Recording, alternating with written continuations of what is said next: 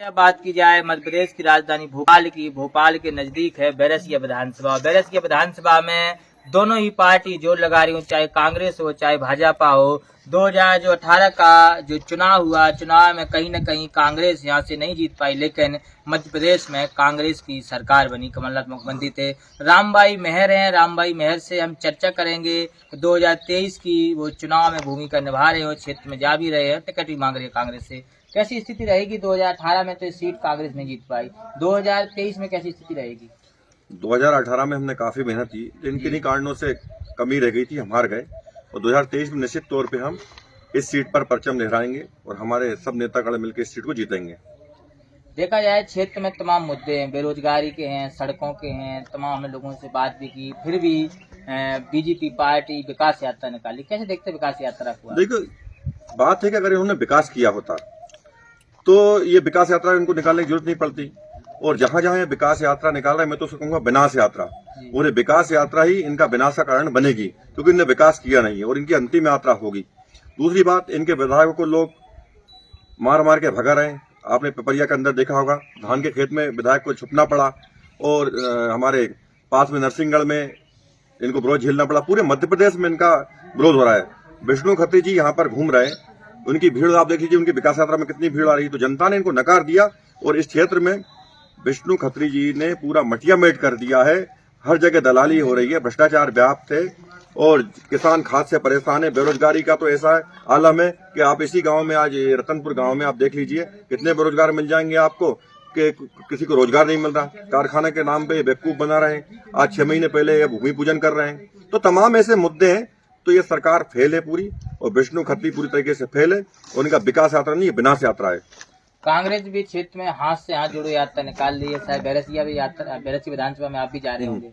देखिए, हम विपक्ष में हैं और ये 15-20 साल से सरकार में, हमें 12 महीने की सरकार हमारी रही थी, तो उन्होंने बेईमानी सरकार गिरा दी है। और विपक्ष में होने के नाते जनता के बीच में हम लोग भी जाएंगे, क्योंकि हाथ से हाथ जोड़ो चाहे भारत जोड़ो यात्रा हो, हम जाएंगे, हमारी बात रखेंगे। और ऐसे कई हमने मुद्दे लेके जनता के बीच में जाते रहते हैं और जनता का हमें भरपूर समर्थन मिल रहा है।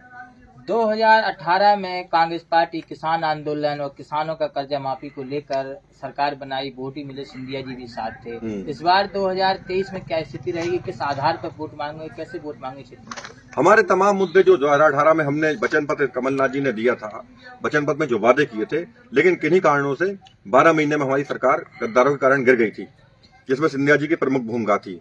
तो हमारे वही मुद्दे, किसानों का कर्जा हम दोबारा माफ करेंगे। पुरानी पेंशन कमलनाथ जी ने पहले ही बोल चुके। गौशालाओं का उन्होंने पहले से ही इतना अच्छा काम किया, जो कि भाजपा सरकार ने उनको खत्म कर दिया गौशालाओं को। तो तमाम हमारे जो पुराने मुद्दे वचन पत्र में, कुछ हमारे नए मुद्दे भी, उनको जोड़कर हमारा वचन पत्र तैयार होगा। उन्हीं मुद्दों को वापस, जो जनहित के मुद्दे, उनको लेकर हम बीच में फिर से वोट मांगने जाएंगे 2023 में।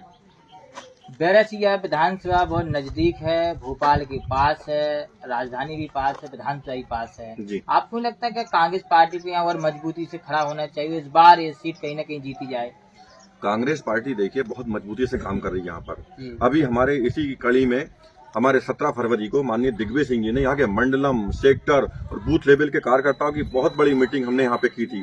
फिर कार्यकर्ताओं की मीटिंग भी की, जो काफी सफल रही। और आदरणीय दिग्विजय सिंह जी ने कमलनाथ जी के निर्देशानुसार ये मीटिंग ली थी।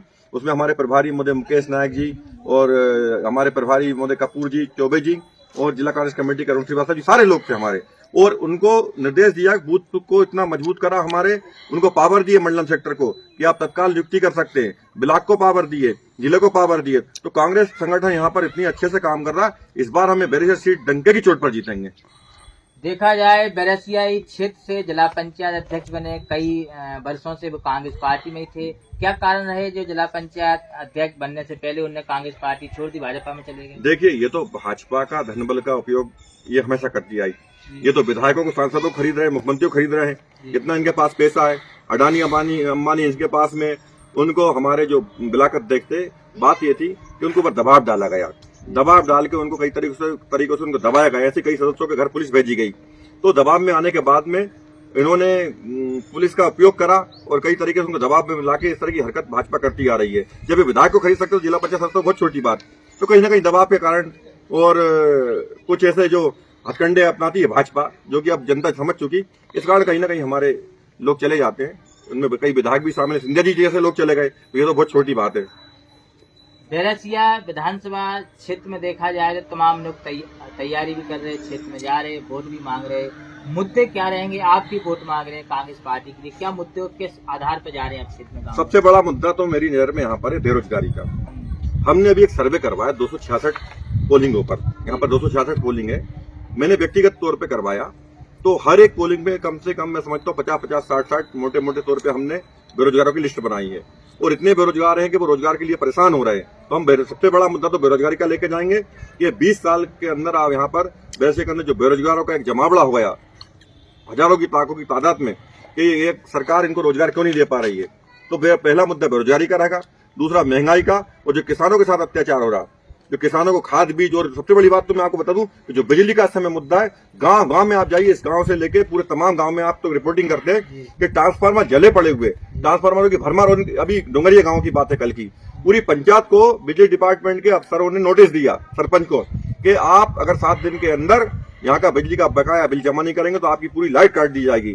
अब मैं ये किसानों का कहना कि हमारी ये फसल का समय है, इस समय हम चैत बैसाख में आपको पेमेंट जमा कर देंगे जो भी बकाया राशि है, लेकिन नहीं मान रहे। वहां नोटिस है, मैं आपको दे दूंगा, नोटिस का भी व्हाट्सएप कर दूंगा।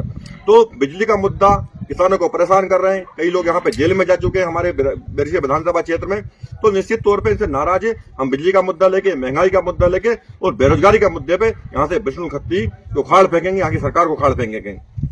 2018 में सरकार बनी, विधायक चले गए सरकार के, 2023 में क्या ऐसी राजनीतिक घटना घटेगी क्या? नहीं, अब नहीं घटेगी। जो गद्दार लोग थे वो चले गए, अब तो बिल्कुल पके पकाए लोग, पार्टी के निष्ठावान लोग, जो कार्यकर्ता हैं, जो पार्टी के लिए समर्पित वो लोग हैं, और वही विधायक बनेंगे। कमलनाथ जी और दिग्विजय सिंह जी ने निर्णय लिया कि हम बिल्कुल 100% पक्के माल को टिकट देंगे, जो बिके नहीं। और अब जो गद्दार थे वो चले, जितना था सफाई हो चुकी, कचरा साफ हो चुका, अच्छे लोग आएंगे। 2018 जैसी स्थिति 2023 में नहीं बनेगी और हमें बम्पर बहुमत मिलेगा। प्रयास तो आप कई वर्षों से कर रहे हैं, टिकट मांग रहे हैं। 2023 में अगर कांग्रेस पार्टी राम भाई मेहर को टिकट देती है तो बैरसिया विधानसभा की स्थिति रहेगी? देखिए, इस विधानसभा में जब से रिजर्व सीट हुई थी, उससे पहले भी 2023 में जब यहाँ से कांग्रेस के प्रत्याशी थे, मैंने काम किया था।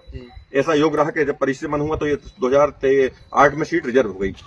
तो यहाँ पे 2008 से मैं टिकट मांग रहा हूँ। मुझे 2008 में टिकट नहीं मिला, 2013 में टिकट नहीं मिला, 18 में नहीं मिला। हमारी कार्यकर्ताओं, कांग्रेस के कार्यकर्ताओं को टिकट मिल गया, हमने पार्टी का काम किया। 2023 में भी हम टिकट मांग रहे हैं। पार्टी अगर उम्मीदवार बनाएगी, निश्चित तौर पे हम यहाँ पे विजयश्री हासिल करके कमलनाथ जी की कांग्रेस की झोली में ये सीट देंगे और हम पूरी ताकत से काम करेंगे। टिकट नहीं भी मिलता है तो जिसको टिकट मिलेगा उसके लिए काम करेंगे। क्या संदेश रहेगा युवाओं के लिए, विधानसभा क्षेत्रवासियों के लिए?